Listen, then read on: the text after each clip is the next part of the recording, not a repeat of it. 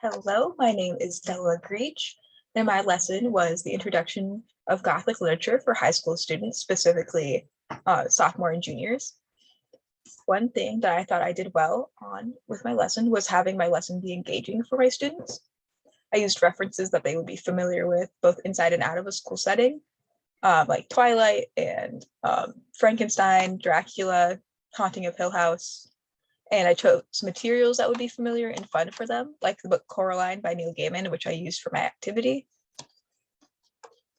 One thing that I would like to improve on is my use of filler words.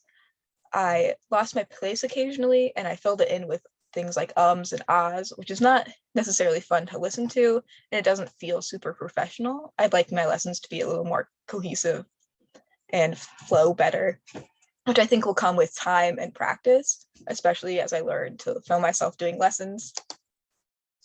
One thing that my peers did well in their lessons that I want to emulate was their assessments. Both Johnny and Gabe had really great questions on them that were designed to help them see if their students understood the lesson and who might need help.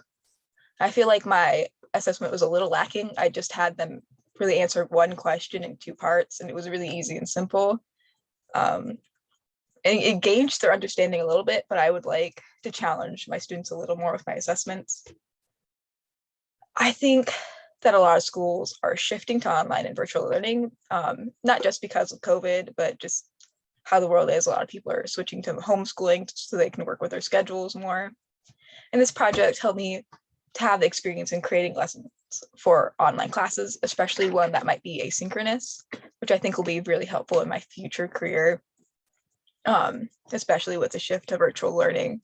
It makes me more hireable if I can do both, and makes my schedule a little more flexible if I work with homeschooled kids who might not be able to do like an 8 to 3 schedule. They could work with them at night or some other time, which I think is helpful. Sometimes you want a little more flexibility in your schedule.